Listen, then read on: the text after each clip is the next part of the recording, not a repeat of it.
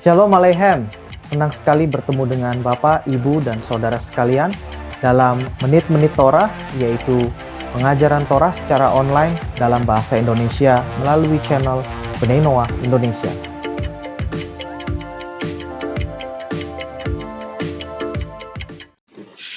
Baik, malam ini kita akan mulai pengajaran Torah kita dengan topik ataupun judul yang akan kita bahas itu adalah apakah satu hukum itu memang berlaku untuk semua?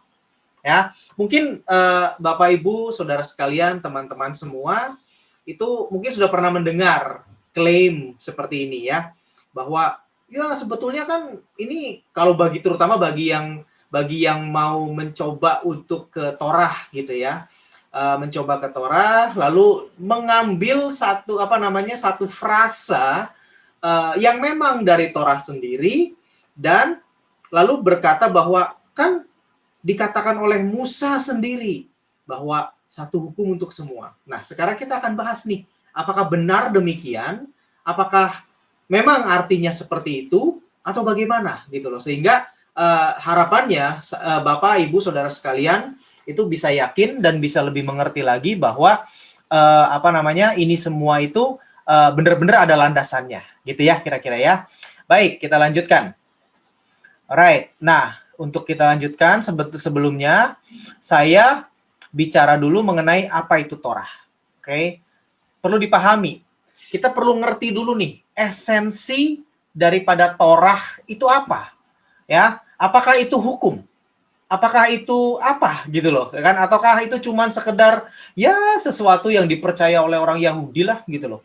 Ataukah seperti itu? Nah, ini penting sekali sehingga kita bisa melangkah lebih lanjut bahwa pemahaman kita dasarnya harus benar dulu sehingga kita bisa melangkah lebih lanjut untuk bisa memahami tadi itu apakah hukum ataukah seperti apa ya.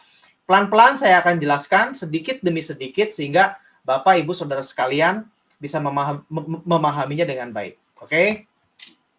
Yang pertama, Torah adalah user guide atau manual bagaimana manusia menjalani hidup di dunia ini. Sudah sering saya bahas beberapa kali dan bahkan di dalam saya ingat sekali di dalam pola berpikir sistematis Ramchal, saya ingat saya menyinggung sedikit bahwa Torah adalah user guide atau manual yang diberikan oleh Hashem kepada Abraham. Mulai dari kepada Adam. Adam diturunkan terus sampai kepada Abraham dan sampai kepada dipercayakan kepada Bnei Israel. Oke, jadi Torah itu adalah user guide, user manual. Ibaratnya jika kita beli TV, beli barang elektronik, itu bagaimana mengoperasikannya itu adalah ada di user manual kan. Ya mungkin sekarang kita sih ini kalau kita beli TV kita udah terbiasa gitu ya. TV merek apapun, cara mengoperasikannya ya begitu gitu kan. Paling hanya ada perbedaan sedikit jika memang TV itu disebut mungkin sekarang ada teknologi baru smart TV sehingga ada cara mengkoneksikan ke Wi-Fi atau mengkoneksikan ke jaringan internet. Nah, itu yang baru. Nah, cara mengkoneksikannya itu kita lihat dari user guide kan. Kita buka-buka user guide-nya. Ini apa ini? Ini gimana ini? Nyolokin kabelnya di mana? Cara connect-nya bagaimana? Seperti apa? Sinkronisasinya? Segala macam. Nah, bayangkan kita punya sesuatu yang baru. Ya, jadi kita punya sesuatu yang baru, sebuah alat atau apapun gitu yang belum pernah ada sebelumnya, kita beli, kita mencoba mengoperasikannya. Tanpa adanya user guide, user manual, buku petunjuk, buku panduan, kita nggak akan bisa kan. Paling cuma kita sebatas nyolokin sesuatu. Karena memang itu harus dicolokkan kepada power outlet ke dalam listrik, kita paling cuma maksimum segitu. Cara mengoperasikannya kita nggak tahu. Kita mau pencet tombol yang ini takut salah, pencet tombol ini takut meledak gitu loh. Nah, Torah itu kira-kira seperti itu. Jadi buat kita, buat manusia, itu bagaimana menjalani hidup di dunia ini.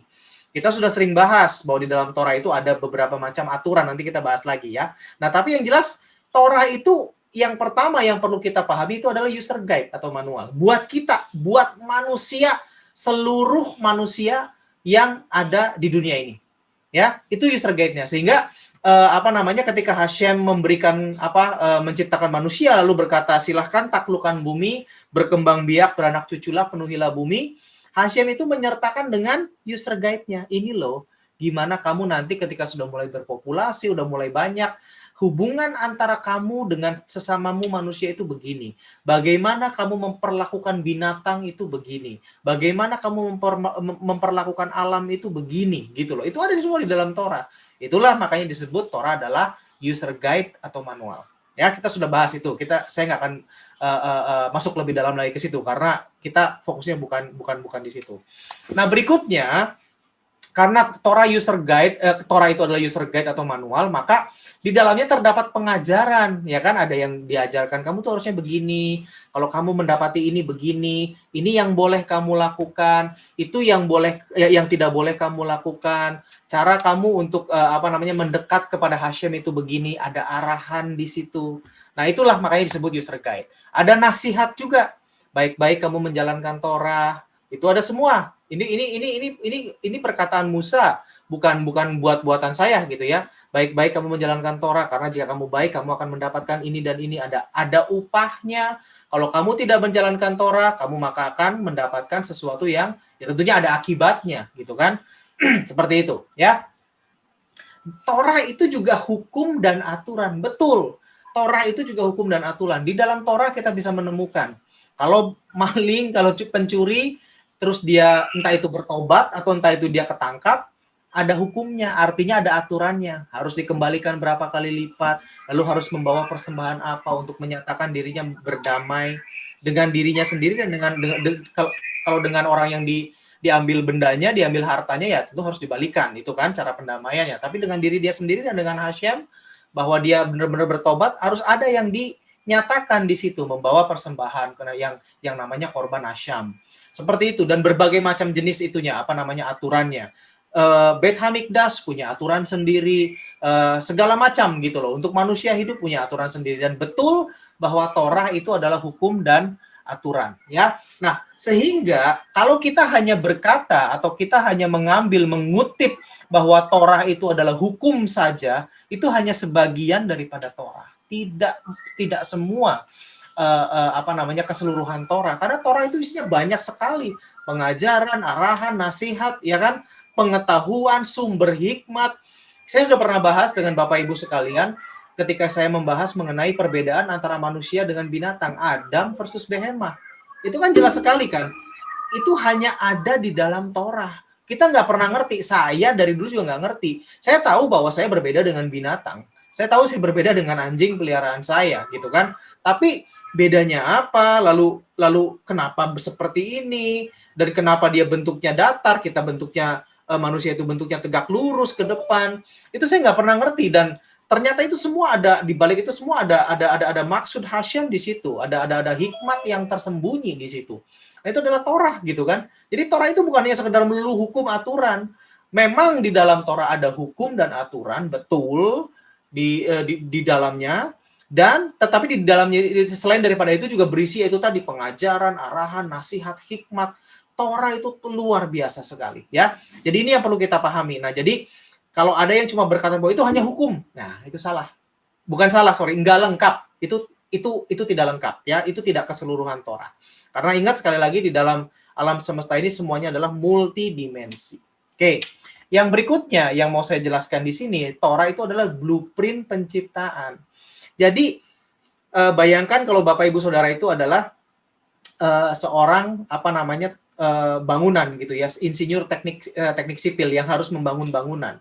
Nah, ya, ketika membangun bangunan itu kan nggak hanya sekedar oke pondasinya begini segala macam, enggak kan. Tapi kita lihat dulu blueprintnya seperti apa. Oh, ternyata harusnya seperti ini. Lebar sekian meter, panjang sekian meter. Lalu digali kedalaman sekian. Tiangnya ditempatkan di sini, dan di sini. Itu Torah. Artinya apa? Hashem itu menciptakan alam semesta ini sesuai dengan Torah. Maka dari itu masuk akal jika Torah adalah user guide atau manual seluk-beluk daripada kehidupan seluruh jagat raya ini. Ya, saya harap sampai di sini Bapak Ibu Saudara sekalian paham. Oke? Dan Torah itu juga adalah terang. Torah itu terang, sumber terang. Berapa banyak dari Bapak Ibu Saudara sekalian yang sudah cukup lama mengikuti online kelas ini, ataupun juga mengikuti melalui videonya, ya kan, melalui videonya yang rekaman, itu ternyata, begitu ya, ya kan, apalagi begitu lihat lagi satu bahasan lagi, loh ternyata begini ya. Ada satu bahasan lagi, ternyata begini ya. Dulu saya nggak tahu. Itu kan seperti kita yang tadinya gelap, au ahlap gitu kan. Terus diterangi oleh Torah dan ternyata, oh ternyata begini, oh ternyata begitu. Hal yang sama terjadi kepada saya beberapa tahun yang lalu ketika saya diberi kesempatan belajar dengan Rabbi Tovia Singer. Sampai sekarang, ketika saya belajar dengan beliau dan juga saya belajar dengan Rabbi Moshe Peretz, dan rabi-rabi lainnya yang saya menundukkan diri di bawah pengajarannya, begitu juga setiap session itu ada wah, ini baru lagi nih, wah, selalu ada wah, wow dan apapun gitu loh, karena ini baru gitu loh. Itu bukti bahwa Torah itu adalah terang. Dan sebetulnya lihat tulisannya Torah. Saya berikan yang lebih besarnya di sini, saya tonjolkan. Ini kata-katanya apa nih? Or. Ya kan, kalau dua kata ini adalah or. Kalau ingat or itu apa? Ada yang bisa jawab? Or itu apa? Ayo, ada yang bisa jawab? Terang. Ya, tolong di-mute lagi. Betul, or itu adalah terang. Nah, kata terang sendiri, kalau kita mengambil satu kata terang itu sendiri, itu adalah seperti ini tulisannya, or. Ya, dan Torah ini adalah terang. Torah itu kalau secara harafiah diajarkan Torah itu pengajaran, Torah itu memang apa namanya, yaitu tadi itu semua, tapi Torah itu juga adalah terang. Buktinya kita semua. Setelah kita mengerti Torah, mata kita terang, gitu kan? Tidak lagi ada di dalam kegelapan. Baru Hashem. Nah, ini dasarnya, gitu ya. Nah, sekarang kita masuk nih kepada yang tadi. Apakah satu hukum terkait dengan ini aturan? Apakah satu hukum atau satu aturan? Maksudnya di situ adalah mengambil bahwa aturan hidup untuk orang Yahudi dan non-Yahudi itu sama gitu loh. Maksudnya begitu kan kira-kiranya kan. Jika memang itu benar, artinya bahwa hanya ada satu aturan untuk Yahudi dan non-Yahudi. Ya. Nah, jadi maksudnya adalah kalau memang seperti itu, Yahudi melakukan Syabat, non-Yahudi juga melakukan Syabat. Gitu. Non-Yahudi makan kosher, Yahudi menerapkan hukum kosher, non-Yahudi juga. Yahudi pakai tzitzit, pakai tefillin, non-Yahudi juga. Kira-kiranya begitu. Jika ini benar ya, kalau memang satu hukum kenyataannya demikian untuk Yahudi dan non-Yahudi, maka harusnya seperti itu. Nah, tapi apakah demikian? Gitu ya, apakah demikian? Kita lihat. Ya. Oke, sekarang kita baca dalam Keluaran 12 ayat 49. Silakan jika masih menggunakan, jika masih punya yang versi terjemahan bahasa Indonesia, baca aja. Ini memang saya ambil dari versi terjemahannya. Jadi gini, satu hukum saja akan berlaku untuk penduduk asli, dalam hal ini Israel. Kita semua tahu tidak pernah ada perdebatan, tidak pernah ada macam-macam, bahwa penduduk asli yang dimaksud di sini adalah Israel. Ya. Dan untuk orang asing yang menetap di tengah-tengah kamu.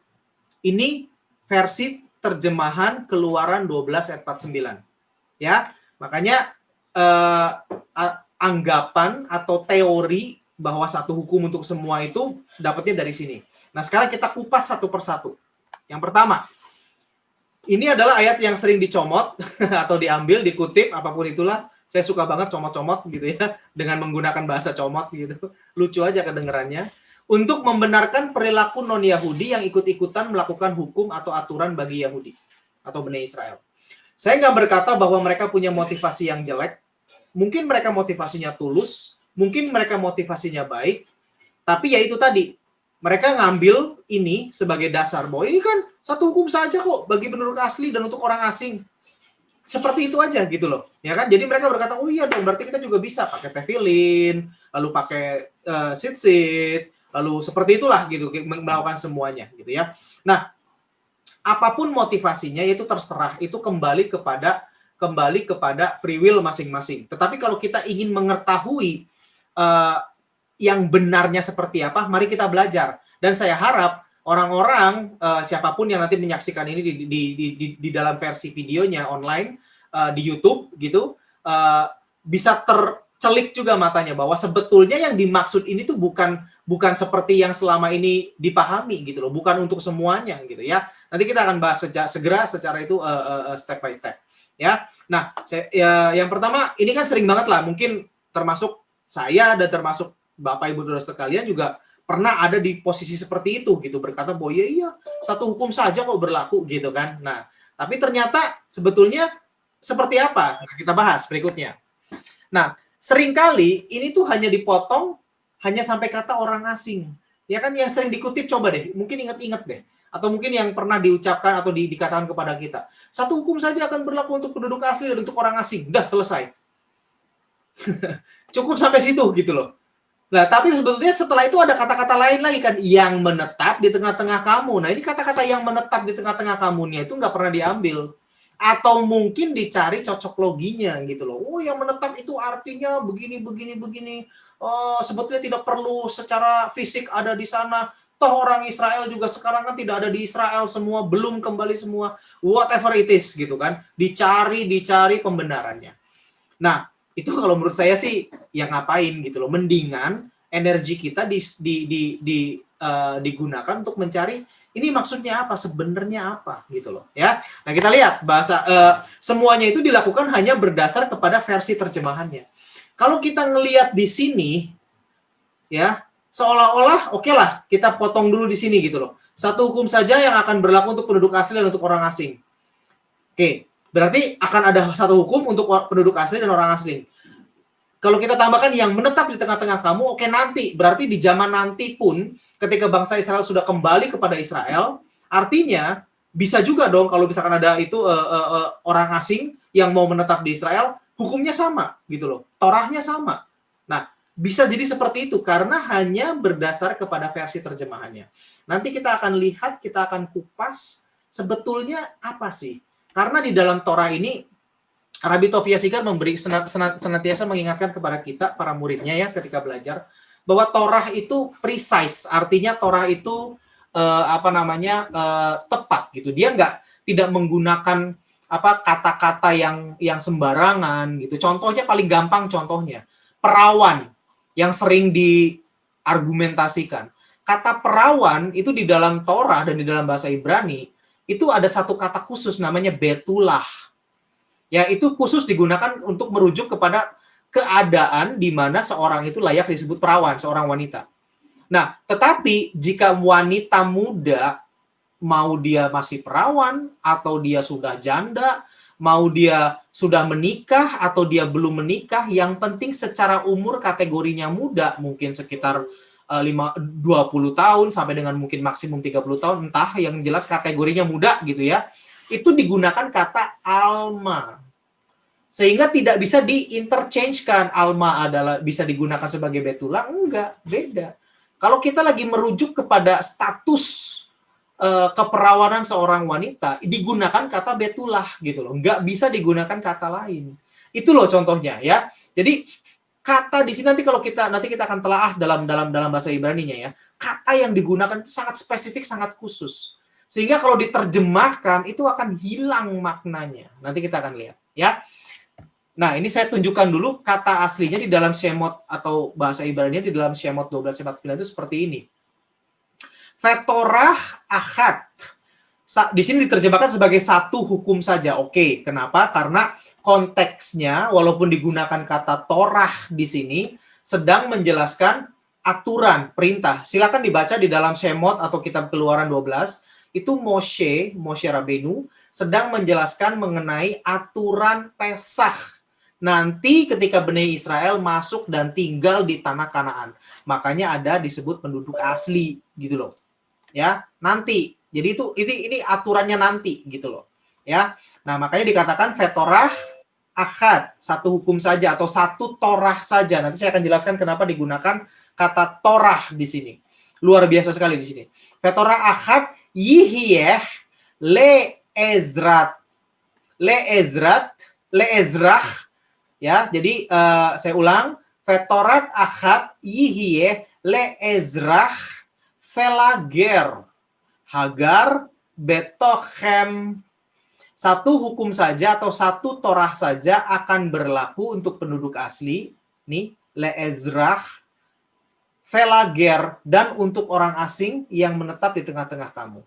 Kalau orang Yahudi yang mengerti dan paham Torah ya, ketika dia baca ini, dia nggak akan berkata bahwa, oh, orang asing pun nanti Torahnya satu ya. Orang misalkan ada orang siapa gitu dari mana tiba-tiba datang ke Israel, bangsa manapun gitu, entah itu bangsa bule atau bangsa Melayu atau apapun, oh begitu nyampe di Israel, maka hukumnya satu ya, Torahnya sama, kamu wajib melakukan Torah ya. Orang Yahudi nggak yang paham Torah ya, nggak akan langsung berkesimpulan seperti itu, karena dia tahu, oh ini yang digunakan ger. Oh, oke, segala macam. Nanti kita bahas gitu ya.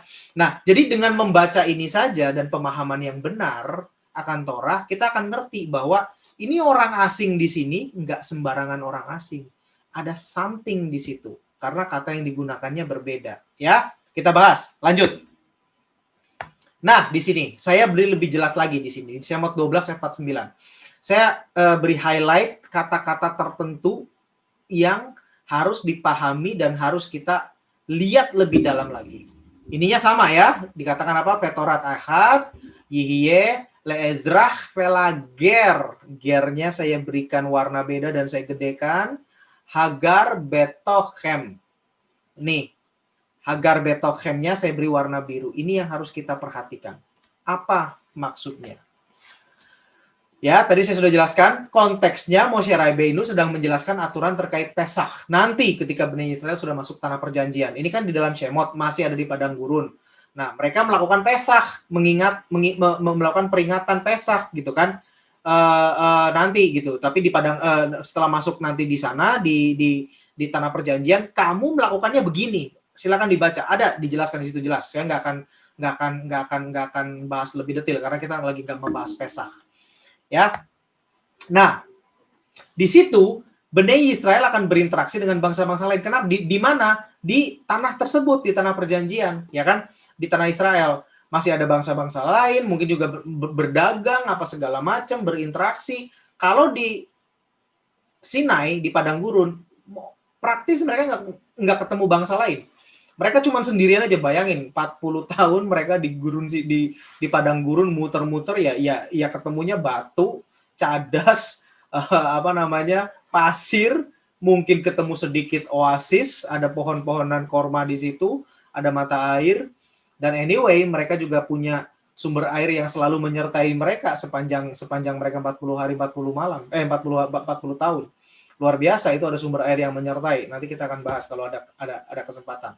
Ya. Nah, tapi ketika nanti mereka masuk kepada Eretz Israel, tanah perjanjian, mereka pasti akan berinteraksi dengan bangsa lain kan. Nah, disinilah Moshe Rabbeinu berkata bahwa nanti itu kamu akan ada orang asing dalam tanda petik yang digunakan kata ger itu yang akan masuk ke dalam kamu. Nah, apa itu ger? Nanti kita bahas.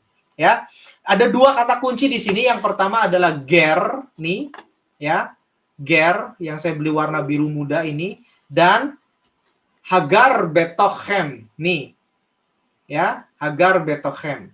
Nah ini dua kata kuncinya. Jadi yang bisa berlaku satu Torah, Vetorah Echad atau satu hukum terkait hukum Pesach itu berlaku itu bagi Israel dan orang asing yang punya karakteristik ataupun masuk ke dalam kategori ger dan Hagar Betochem. Ya, apa itu mereka berdua? Kita bahas. Ger. Ger itu apa sih? Ger itu bukan orang asing biasa. Saya tadi sudah jelaskan kan? Ger adalah orang asing yang masuk menjadi bangsa Yahudi. Itu ger. Contohnya Mora Elisheva dan adiknya. Itu dia ger. Dia adalah non-Yahudi yang masuk menjadi bangsa Yahudi, convert atau proselyte.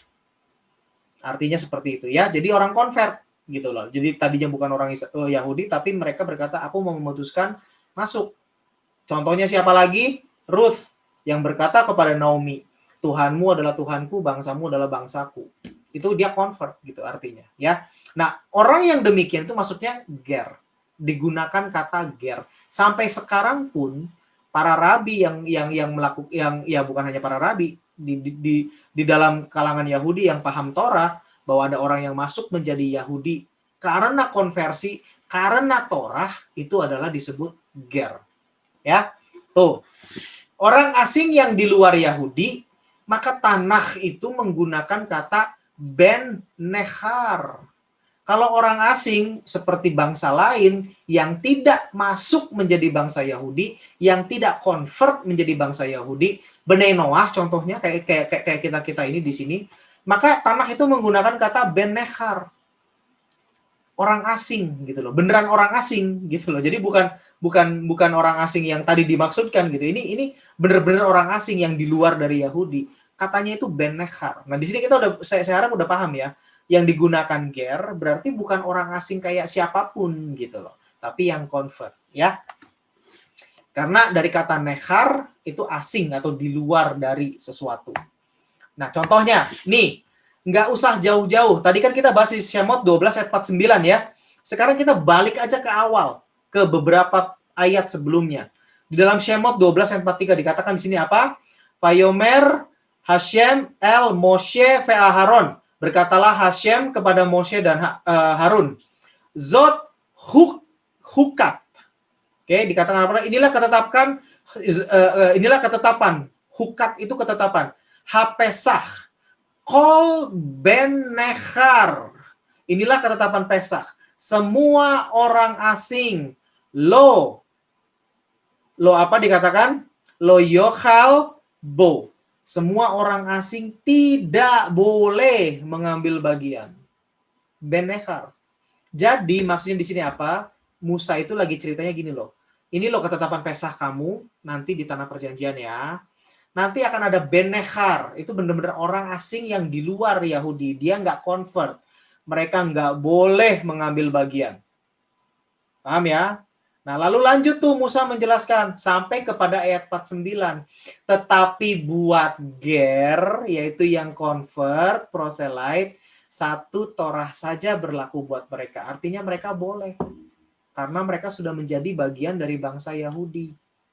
Gitu. Nah, ini kan bagaimana orang itu kalau nggak ngerti bahasa aslinya, tidak paham arti dari bahasa aslinya, itu apa namanya akan pusing dan akan bingung gitu kan.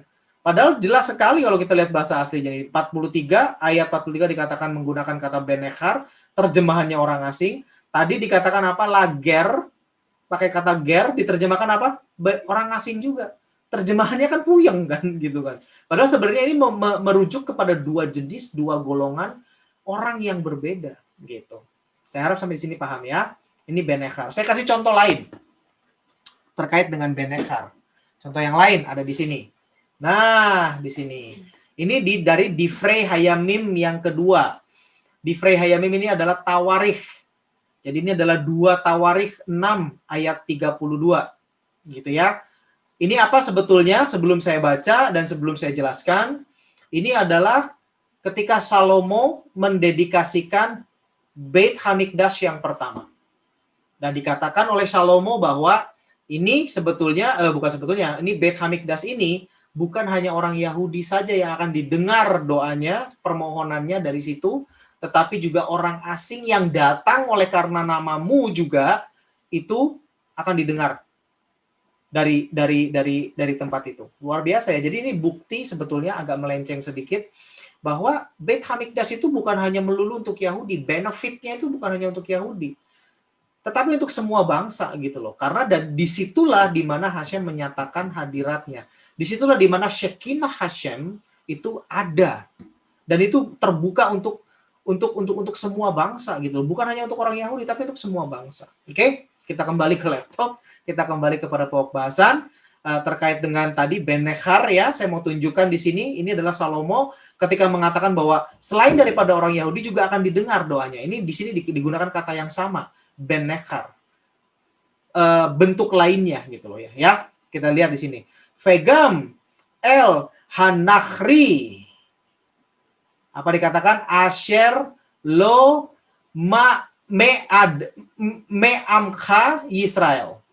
Dan juga bagi orang asing al hanachri, dari kata tadi apa? Nechar. Mirip nih kan akar katanya nun apa ini? Nun dan lalu apa? Khaf dan resh gitu kan. Ya, di sini akar katanya sama, dan ini terjemahnya memang dan juga bagi orang asing. Dan dijelaskan lagi di sini Asher lo me amcha Yisrael. Ya, yaitu yang bukan lo me amcha, bukan bangsamu Israel. Kurang jelas apa lagi di sini. Jadi yang dikatakan dengan nechar atau hanochri dengan kata yang digunakan di sini itu adalah benar-benar orang yang bukan bangsamu Hashem, yaitu bangsa pilihan, yaitu orang di luar Israel. Tetapi yang akan datang dari tanah yang jauh oleh karena namamu yang besar, tanganmu yang kuat dan terbuka, dan mereka akan datang dan berdoa di hadapan rumah ini. Silakan dibaca keseluruhannya, dan Hashem dan Salomo juga berkata, maka Hashem akan mendengarkan mereka juga. Ya, jadi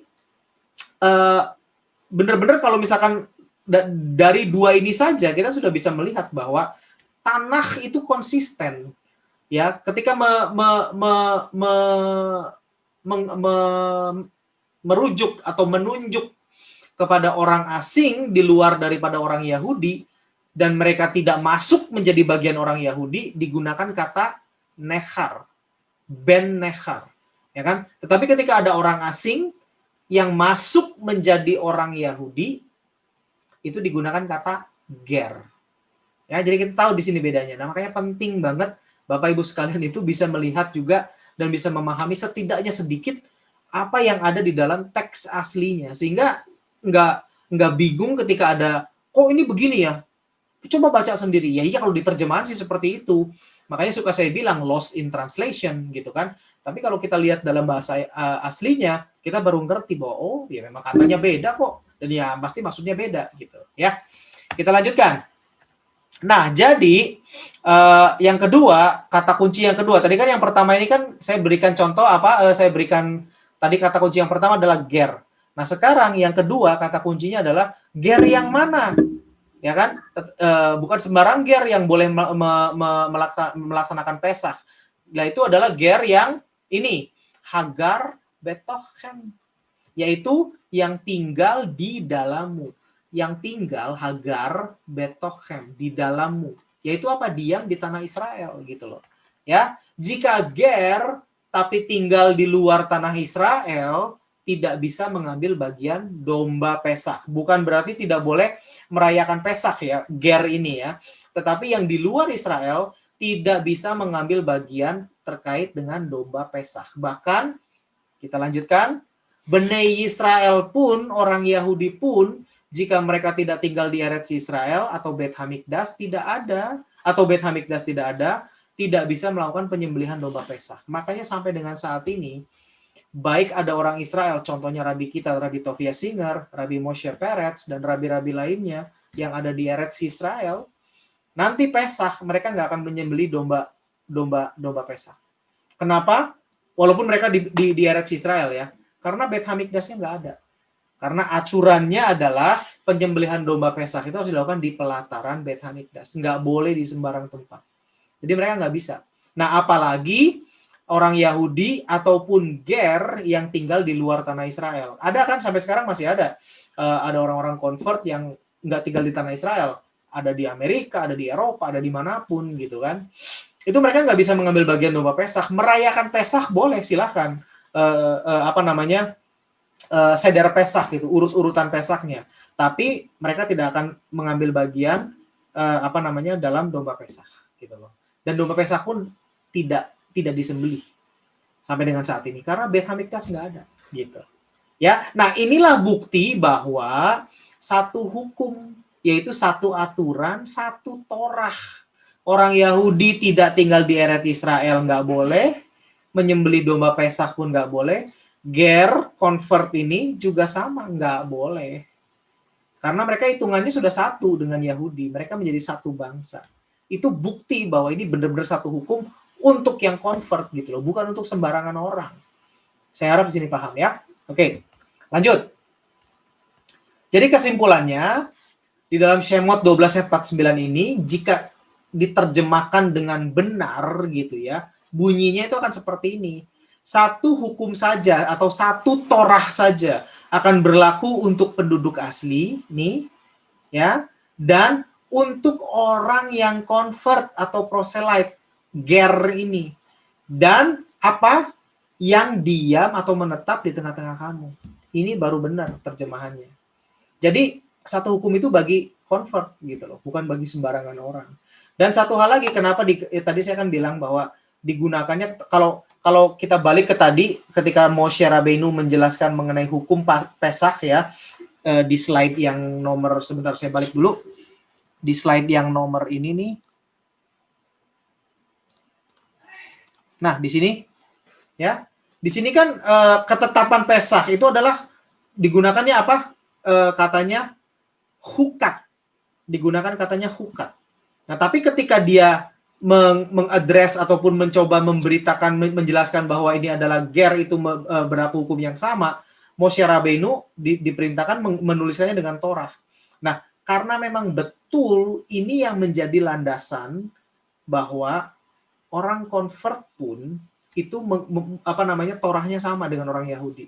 Aturannya sama, hukum-hukumnya sama, merayakan hal yang sama, detil-detilnya sama. Jadi kalau orang Yahudi pakai, yang laki-laki pakai tefillin, seorang convert proselyte juga nantinya pakai tefillin, sama karena mereka dihitung satu gitu loh. Ya, makanya ini digunakan kata Torah di sini walaupun tadinya ada hukat.